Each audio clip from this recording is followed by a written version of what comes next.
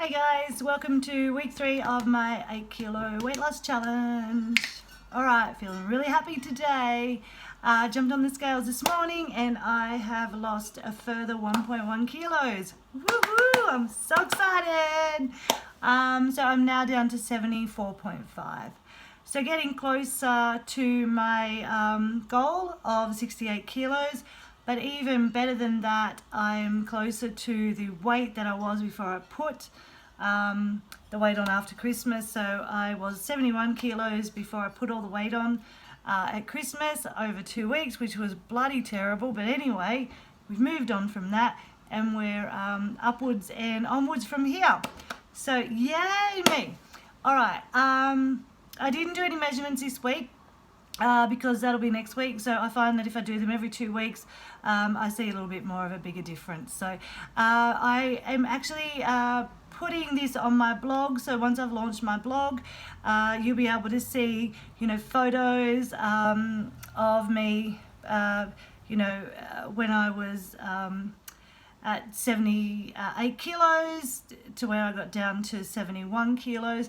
You'll be able to see photos of me. There's a photo of me doing a competition, a tough bloke comp, where I was nearly 80 kilos after having my last baby, which she will be 10 soon. So it's been a long time. Anyway, feeling really good. I can't explain how excited I am to be continuing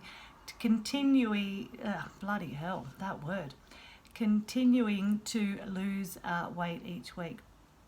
And I'm not dieting, so I'm not taking anything out of my food intake. So as I've explained in my last video, week 2, I go over what I do, so eating whole foods and not eating processed foods, and basically eating everything that I normally eat without the processed food in there. So I'm adding more whole foods and it's working. I'm excited. I'm so excited. You have to give this a go, guys. So if you want any more info, once my blog is launched, you can jump on that. I am a nutrition coach, so I've got a link on there to my nutrition coaching page. So if you're wanting any more info, I can help you out there. So I'll just talk to you about my day on a plate. So my day on a plate is literally pretty well much the same most days. It doesn't change much. Pretty boring eater. I'm pretty well set in my ways when I eat, and I like things that are familiar to me. So I jump out of my comfort zone here and there, but I'm such a busy lady that it's hard for me to cook meals that I don't know how to cook, or I've never done it before. So if I can find something that works for me, where I can still have the same meals that I would normally have, and that I'm eating meals with my family, so I'm not cooking one meal for me and one meal for them. I think that's just silly. And a lot of these transformation challenges and diet plans and all these things like eating plans, there's all this fang-dangle food in there, and that's fantastic. I mean, it's great to try these, but I just find that my family won't eat them. It is pointless for me to make those sort of meals just for me. So I just eat what I normally eat. I'm just eating less of that. So portion sizes are a big thing with this sort of weight loss, what I'm doing. So this way I do it. Anyhow, so day on a plate. Get back to where I was up to. So first of all, I wake up at 4:30, start work at 5:30. I own a gym, as I've previously said. I have a diploma in fitness, and I'm a qualified nutrition coach with PN, so Precision Nutrition, which is an American company, fantastic company. So I've learned so much since I graduated from them. I learned a lot while I was studying with them, and even more so after I've graduated. So, and putting everything into practice on myself to use me as an experiment has helped me to know what works, and that it doesn't always work for other people, but working with everybody's lifestyle. We are diverse, so my lifestyle is a little bit different to maybe Mary down the street. There are cultural differences, there are religious differences and things like that. So what I love about what I do and what I teach is that it speaks volumes into somebody's lifestyle. So it's not something that if someone says, look, I don't eat pork, it's a religious thing, I'm not going to say, well, tough luck, you've got to have pork. This has got to be in within your lifestyle and within your religious beliefs and your cultural beliefs as well. So this is why I love it, because it works for everybody. It's amazing. And you're not changing what you're eating as such, you're just changing your habits and your mindset about food. And we're cutting processed foods out, which is a great thing, because processed foods are garbage. I have explained that before. They are absolute garbage. I was watching a show this morning, not really watching a show, but while I was at work, there was some program on, and they were talking about raw foods. And raw foods are apparently healthy. Well, apparently they're just as bad for you as as a bar of chocolate. So you're still going to overindulge in calories when you eat raw foods, and put weight on. So it's a funny to watch these things. And there are so many things out there, like, raw food this, or this keto this, or this or that, and when it comes down to it, the one thing that really works in everybody's favor and which makes our bodies work optimally, which I've said before, is whole foods, purely whole foods. So let's get back to basics and go back to what did grandma do? What did grandma feed us? She probably grew beans. I know my neighbour, when I was a kid, they grew a lot of their vegetables in their garden. And I can remember sitting there with my neighbour when she was looking after me, and she'd pick the beans off her bean vine, and we'd be shucking them, and I would be sitting there eating them raw, not even washing them, just eat them. They were delicious. They were the best beans I've ever eaten in my whole life. And it was a whole food. It was organic. It was out of her garden. So it's fantastic to have stuff like that. I love raw food. As in raw vegetables, and I think I've explained that before in my last post. So so in the morning I get up at 4:30. Got to be at work by 5:30.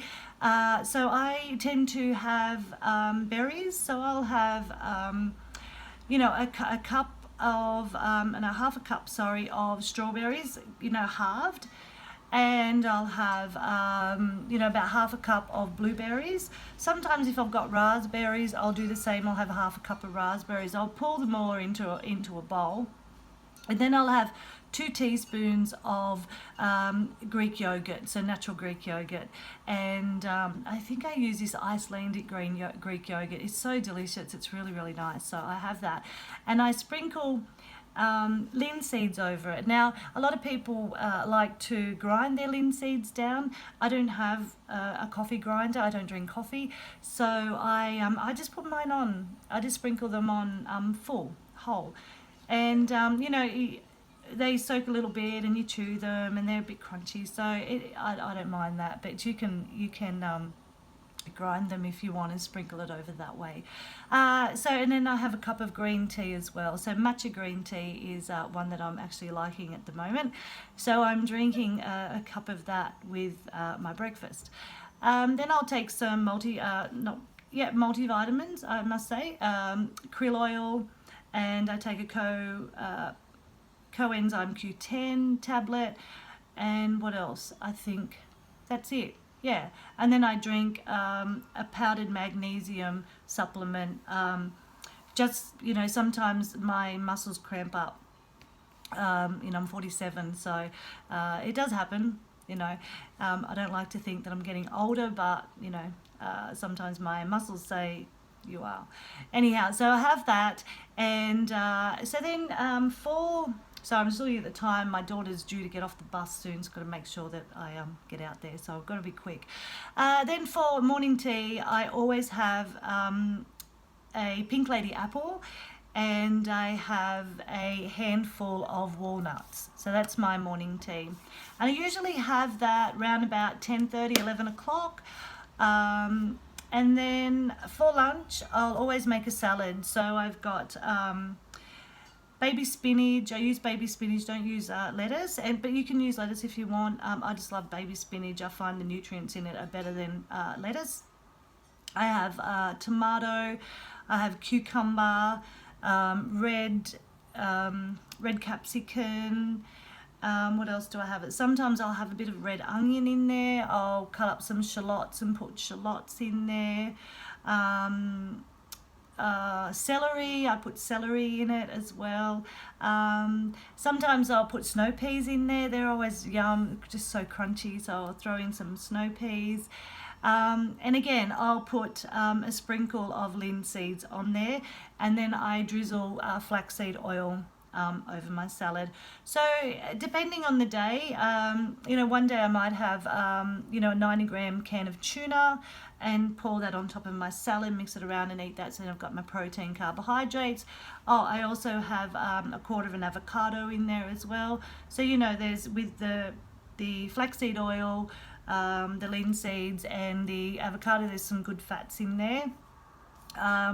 And if I'm at home, I might have a green tea. Otherwise, I just drink water throughout the day.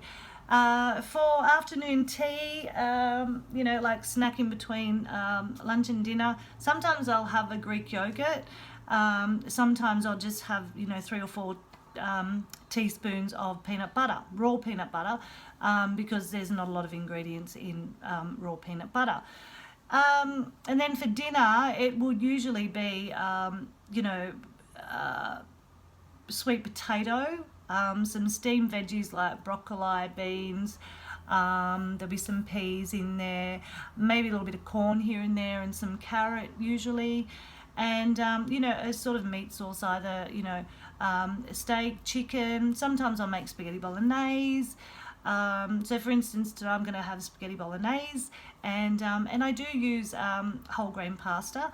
So not cutting pasta out, but it's not an everyday occurrence either. So a little bit of pasta here and there is good. Starchy carbs are good for you, especially when you exercise, which I'll be doing a pole dancing class tonight. So I will need to put back in some energy for my muscles. So the starchy carbs are really good for that. So don't ever take those out of your diet. Just when you work out, have starchy carbs. When you're not working out, don't have starchy carbs. Have your fruit and veggies. That's all carbohydrates anyway, complex carbohydrates. They're not starchy, so they don't. It's much better for you. So, but we always need some sort of carbohydrate in our daily eating because of our muscle. Your muscle needs it and your brain needs it. I don't like when people say you've got to cut carbs out of your eating plan. You can't have carbs. Carbs are bad. Carbs are not bad, guys. Carbs have had a bad rap for so long. Carbs are not bad, okay? They don't sit into your body unless you eat a whole heap of, starchy carbs like pasta. It's not going to turn into sugar in your body if you're utilizing that energy. If you're not utilizing that energy, then you shouldn't have as many, but you need to have them. It's very important that you have them in your diet. If you don't have them in your diet, you start to feel lethargic. Okay, a lot of there's a high protein diets out there, high fats, and people start. Yeah, it's great at first, and you lose weight, but then people start to feel lethargic. Their metabolism slows down. They stop losing weight. And then they start to eat back to what they were doing before, and then they put on weight, and then they double what they, not double, but they put on extra weight on top of what they've put on. So, and what they started with. So anyway, I just think everything in moderation. So whole foods are whole foods. Yeah. you need them in your diet. Okay, so there's a lot of talk about this keto at the moment. Everyone to their own. I personally would not follow it. I just don't like the fact that you've got to cut so much stuff out of your eating each day. So I would not follow it. I'm finding what I'm doing is I'm losing weight. I've seen people on keto, they're losing weight, but they're also losing muscle. Okay, so that's a little bit of a worry too. Okay, so I actually got to show you something. I tried one of these the other day. Someone gave it to me. It's a keto brownie bite made by Isoway.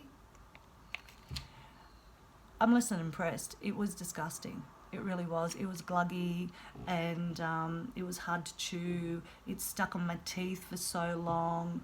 And anybody with sensitive teeth does not want that, stuck on their teeth. It was like having a really gluggy chocolate bar. I wasn't impressed with it. I mean, people rave about them, but I thought, all right, I'll give it a go. Yuck.